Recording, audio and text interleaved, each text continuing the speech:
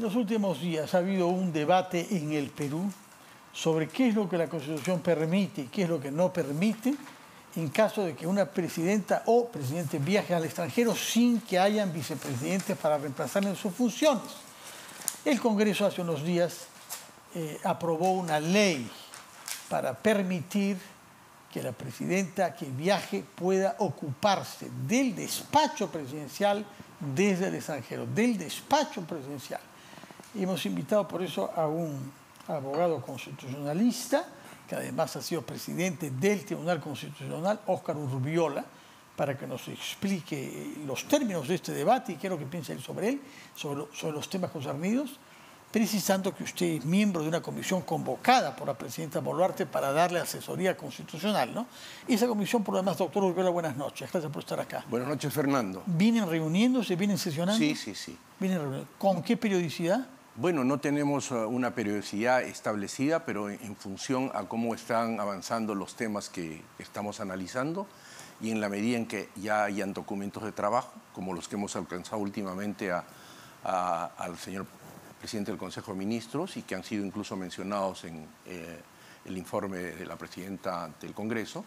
Tenemos otros temas que están en trabajo y probablemente el día miércoles tengamos también una reunión para analizar específicamente los temas que están vinculados precisamente a estos cuestionamientos que se hacen a la ley que dictó el Congreso y la posibilidad de que la presidenta salga del territorio nacional sin ningún problema.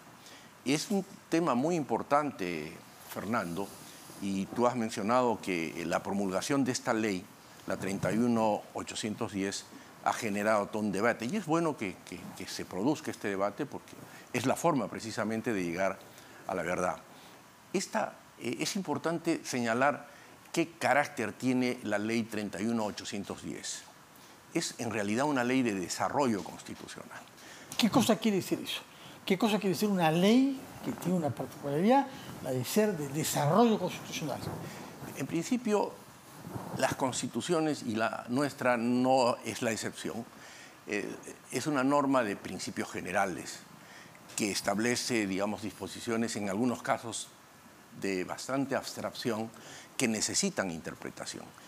Y tampoco está ajena a vacíos o situaciones que se pueden producir desde su promulgación o que se pueden producir por cuestiones de hecho, como la que precisamente se ha generado a raíz de situaciones fácticas como la ausencia de un primer y un segundo vicepresidente.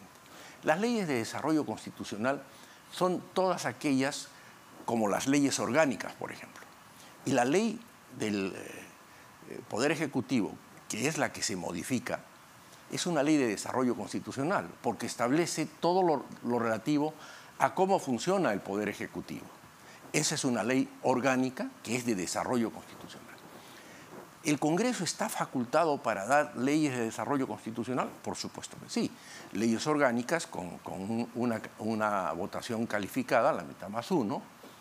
Y no además, es calificada entonces, si es calificada, no, digamos, una mayoría especial adicional a la de las leyes generales. Por otro lado, la octava disposición transitoria y final de la propia Constitución establece que el Congreso puede dar leyes de desarrollo constitucional sobre aquellos temas que la Constitución específicamente no prevé. Y este es el caso. Como consecuencia de situaciones fácticas o de hecho, que no solamente se han producido ahora, sino en anteriores gestiones. Paniagua, Vizcarra. Había la ausencia del... Sagasti también, ¿no? Sagasti también, y no podían salir del territorio nacional. Son escenarios distintos. El escenario de Paniagua era distinto porque era un gobierno transitorio y quizás esa transitoriedad quizás no le permitía, además por razones de tiempo, pensar en salir al exterior. Tenía que estar preocupado por esa situación. Pero estamos en esta oportunidad frente no a un gobierno transitorio, sino aunque lo dijo ella. Bueno, ella dijo por error, pero se rectificó. Es una sucesión presidencial dentro de un periodo constitucional de 5 años. Entonces, no hay transitoriedad. de tal manera que hay que pensar en un panorama mucho más amplio. Y en este caso, la ley 31.810 en realidad está solucionando un problema de menoscabo de las competencias del Ejecutivo. Y en derecho siempre tiene que haber soluciones.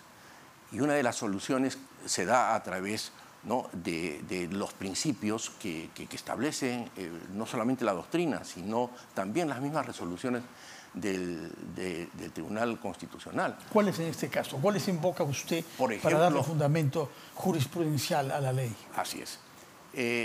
Una interpretación de la ley constitucional tiene que ser sistemática, de unidad de toda la Constitución.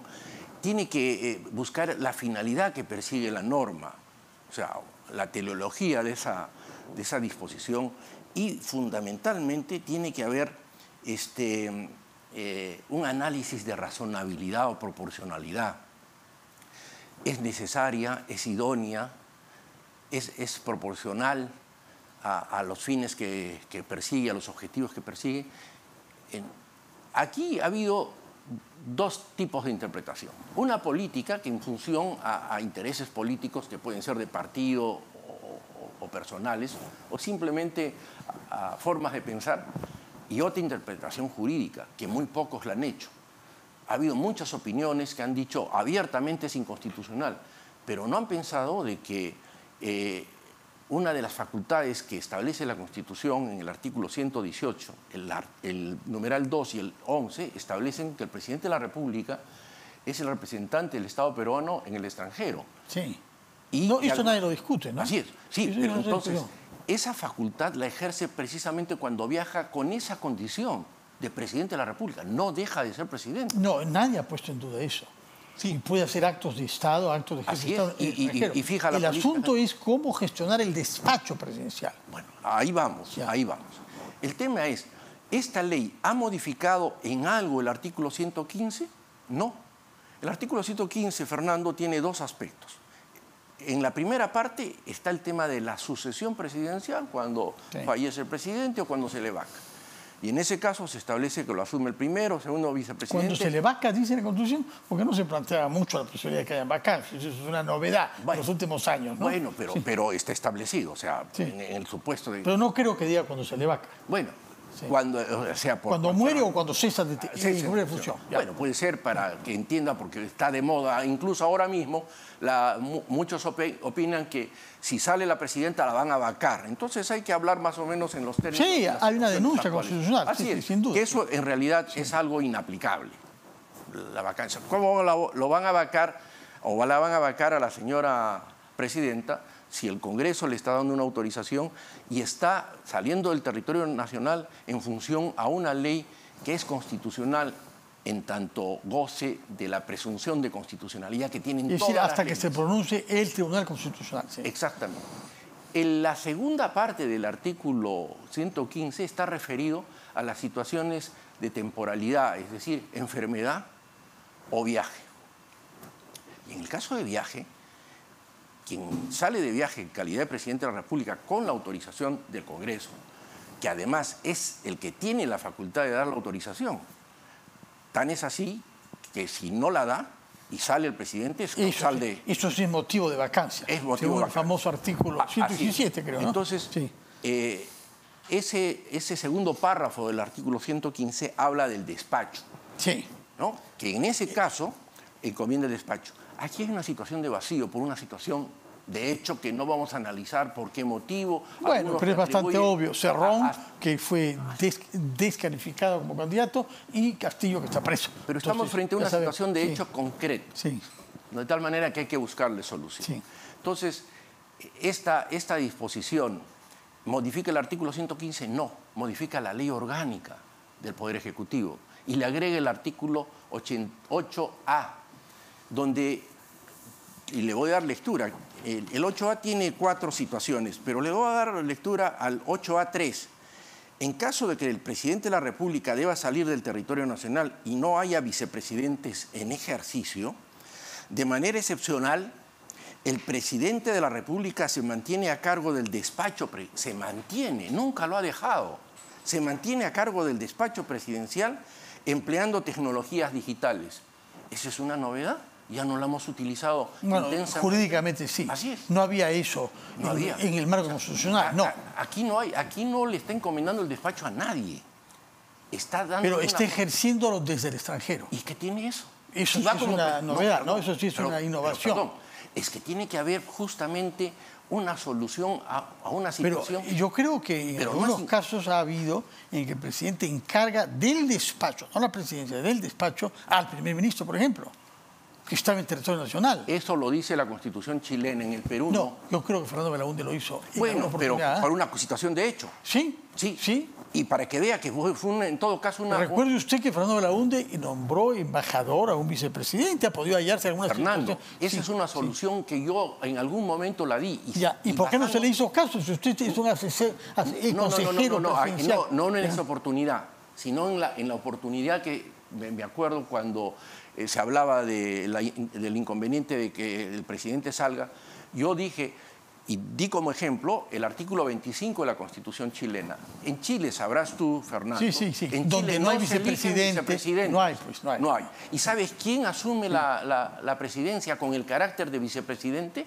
El ministro del Interior. Porque no hay primer ministro tampoco. Porque no hay primer ministro. Tampoco. Igual lo mismo podemos aplicar como ejemplo la Constitución ecuatoriana. Artículo 50 de la Constitución ecuatoriana. También, en el supuesto de que el vicepresidente, que sí lo hay, no pueda asumir el cargo de presidente por ausencia, es un ministro designado por el presidente. Ya. Usted propuso que se haga eso en el Perú. No, en la academia, sí, no a ningún gobierno. ¿Y por qué ahora que tiene esta función de asesor presidencial? Eso requiere una reforma constitucional que tiene un camino mucho más complicado, Fernando. Sí, dos veces el voto. Certificado bien referendo ya. Exactamente. ¿Por qué para eso reforma constitucional y no para el otro?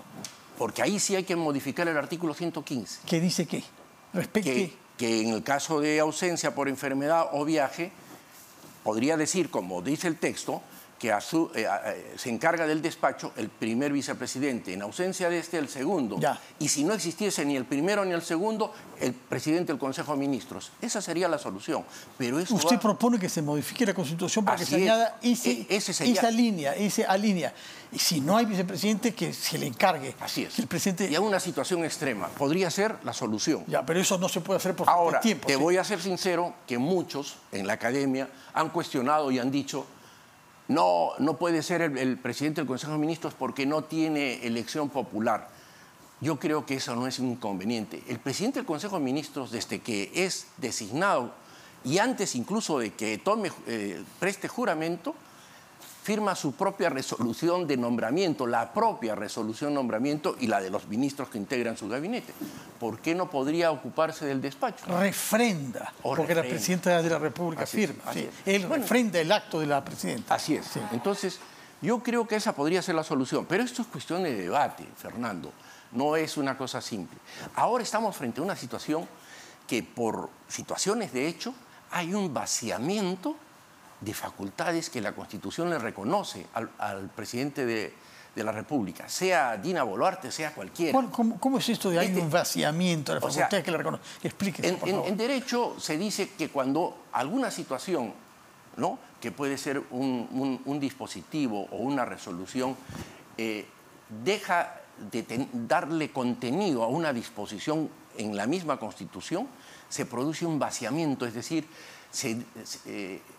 se deja, digamos, de no tener vigencia, en este caso, la posibilidad de ejercer la representación del Perú en el exterior cuando es necesario que el presidente de la República salga al exterior en circunstancias tan especiales como las que atraviesa nuestro país. Siempre estamos en situaciones muy especiales. No, sí. Y eso no cambia mucho.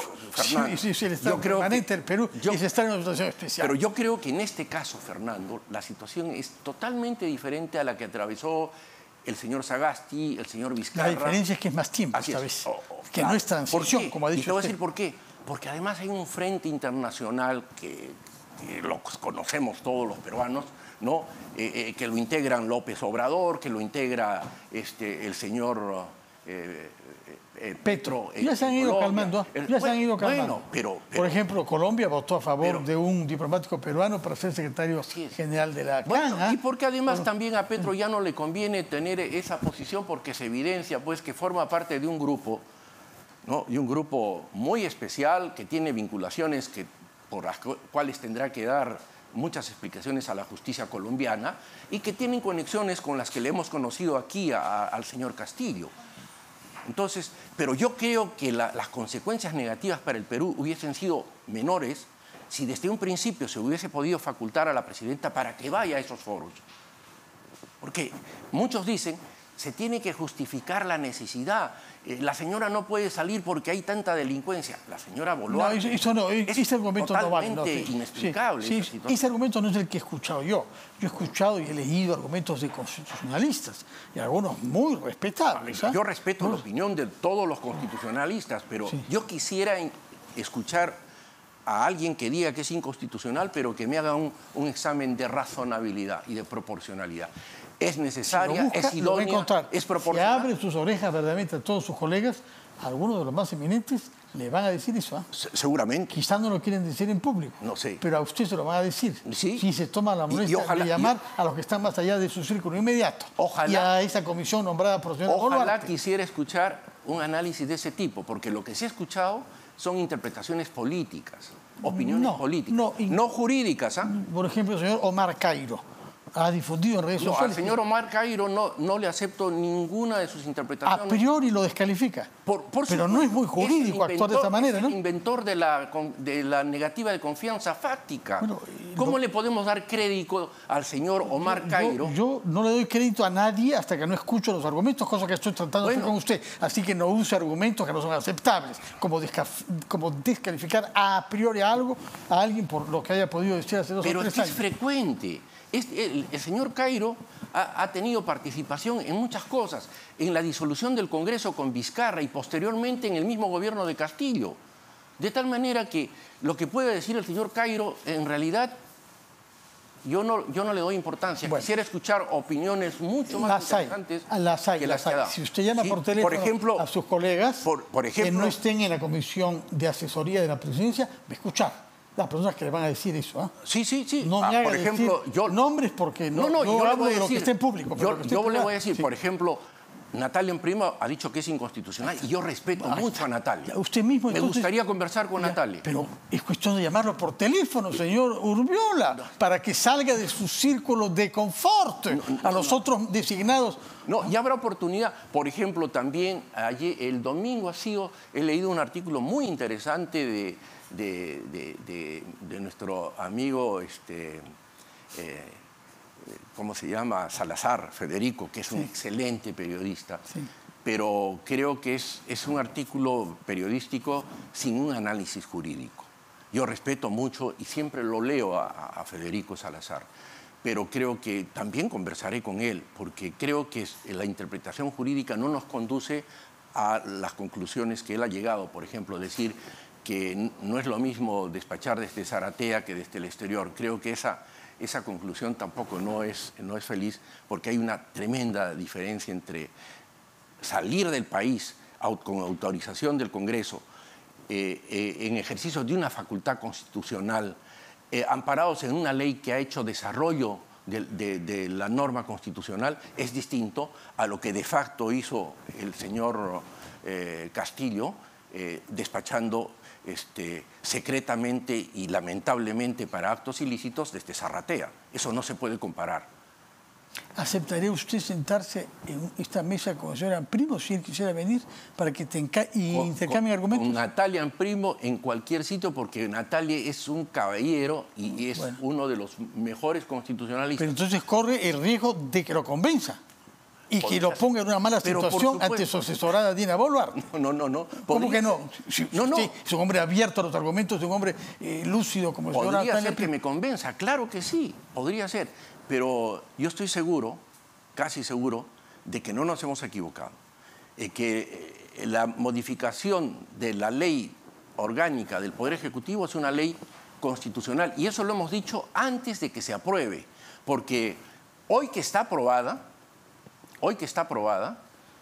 es una ley constitucional que en todo caso goza de la presunción de constitucionalidad, que es distinto.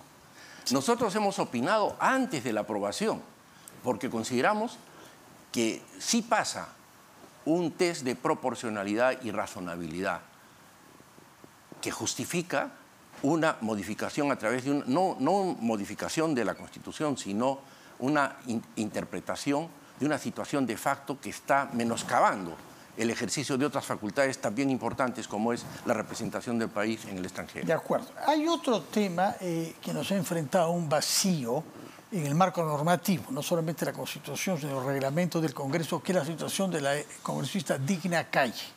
Ella ha considerado de una manera mucho más brusca que la señora Boluarte, que se ha tomado la molestia de hacer votar una ley para poder salir, simplemente que se instale en Estados Unidos y ejerce su función parlamentaria desde allá. Y lo que quienes la defienden dicen es que no hay nada que lo prohíba. Hay un vacío. Pero estamos ante algo que desafía el sentido común. Así es. Que una parlamentaria que debe representar, que tiene un equipo remunerado por el Estado, que está trabajando en Lima, se halla viviendo en Florida desde hace más de 6 meses. Y además yo creo que ahí tenemos una muestra de lo que no se debe hacer o de lo que significa una desnaturalización de las herramientas que da la virtualidad. Creo que el Congreso, cuando se adaptó a las circunstancias que nos impuso el COVID en nuestro país, con desastrosos resultados, lamentablemente permitieron una serie de situaciones bastante laxas, muy amplias, sobre todo en el tema de las licencias y las formas de votación que se deben corregir. Yo creo que hoy el Congreso está en la obligación de modificar su reglamento, que tiene la categoría de ley orgánica también. De ley orgánica también, claro. De ley orgánica, de tal manera que es algo que debemos remediar y buscar la salida para que la señora Digna Calle se digne regresar. No estar en la calle. Y no estar en la calle. Ya, ahora, ¿hay algo constitucional que concierne la situación de la señora Digna Calle? Bueno, ahí tenemos el impedimento de renuncia, porque el cargo de congresista en realidad no solo se asimila al de cualquier funcionario en el mayor rango que pueda imaginar, sí, ni al de los ministros. Sí. Es un mandato de representación. Sí. Y entonces la Constitución, en el artículo, me parece, 95, establece la prohibición de renuncia del mandato legislativo. No dice del cargo, mandato, porque es un mandato. Y sabemos que el mandato pero el mandato corresponde a un cargo, ¿no? A una función remunerada. Pero porque tiene origen popular, en el voto popular. Pero es extraño el argumento, porque el presidente también es de origen popular, pero puede renunciar, como hemos visto con Kuczynski recientemente. Lo que te estoy diciendo, Fernando, es lo que más o menos los diarios de debates y todo lo que pueda justificar la norma actual dice. Pero en realidad esto también nos aconseja revisar la posibilidad de una modificación constitucional. Para que se pueda renunciar. Estaría contento el señor Javier Vallerrista de escucharlo, colega suyo ilustre, que también hizo lo posible para renunciar. Pasó varios años batallando y perdió en todas las instancias. Y también Marco Falconi, también, que recordará... Por otras razones. No, él quería postular a presidente regional. Sí. De su región, me parece, Arequipa. De Arequipa. Ahora, o sea, que prefería Arequipa en el Congreso. Exactamente. Ahora, fíjate, aquí para que veas que la legislación necesita pues una serie de modificaciones, ajustes. Los magistrados del Tribunal Constitucional, de acuerdo a la Constitución, tienen las mismas prerrogativas y obligaciones que los congresistas. Exactamente, obligaciones, prerrogativas. Sin embargo, los magistrados del Tribunal Constitucional, por una modificación que se hizo en su ley orgánica, sí pueden renunciar. Y hay varios casos que han renunciado. El caso de la señora Reboredo, el caso del doctor que se llama Ricardo Beaumont, que renunció también, y bueno, lo permite. Una de las justificaciones que se dan siempre en la doctrina para evitar la renuncia de quienes tienen esa calidad de ejercer control, como es en el caso del Tribunal Constitucional, es de proteger al fuero, en este caso, de la justicia constitucional que controla todos los poderes del Estado. Y en el caso del Tribunal Constitucional la situación es mucho más dramática que en el Congreso. ¿Por qué? Porque es un colegiado de solo 7 miembros.